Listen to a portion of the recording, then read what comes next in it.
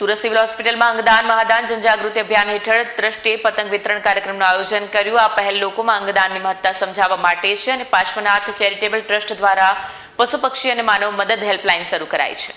Surat civil હોસ્પિટલમાં અંગદાન charitable ટ્રસ્ટે અંગદાન વિશે જાગૃતિ ફેલાવવા માટે પતંગ વિતરણ કાર્યક્રમનું આયોજન કર્યું। આ પહેલ દ્વારા લોકોને અંગદાનની મહત્તા સમજાવવાનો પ્રયાસ છે, જ્યારે પાર્શ્વનાથ ચેરિટેબલ ટ્રસ્ટ ગોપીપુરા અને નર્સિંગ એસોસિએશન દ્વારા એક નવી હેલ્પલાઇન સેવાનો પ્રારંભ કરવામાં આવ્યો। આ હેલ્પલાઇન ખાસ કરીને દોરીથી ઘાયલ થયેલા પશુ પક્ષીઓ અને તેજ દોરીથી માનવ ઈજા થયેલી ઇજાગ્રસ્તોને સહાય અને સારવાર માટે સેવા આપશે। પતંગ ઉડાડતી વખતે થતી આવી ઘટનાઓ વિરુદ્ધ આ એક કાર્યરત પહેલ છે। આ કાર્યક્રમમાં શહેરના mayor Daksheshbhai Mavani, youth for ગુજરાતના પ્રમુખ જિગ્નેશ પાટીલ તથા અન્ય સમાજસેવી વ્યક્તિઓ ઉપસ્થિત રહીને આ સેવા પ્રકલ્પોને સમર્થન આપ્યું। અંગદાન ચેરિટેબલ ટ્રસ્ટના પ્રણેતા આદરણીય દિલીપભાઈ દેશમુખ દ્વારા છેલ્લા 4-5 વર્ષથી સમગ્ર ગુજરાત અને દેશમાં અંગદાન જાગૃતિ અંગે જે અભિયાન ચાલે છે, જે જન આંદોલન બનવા જઈ રહ્યું છે।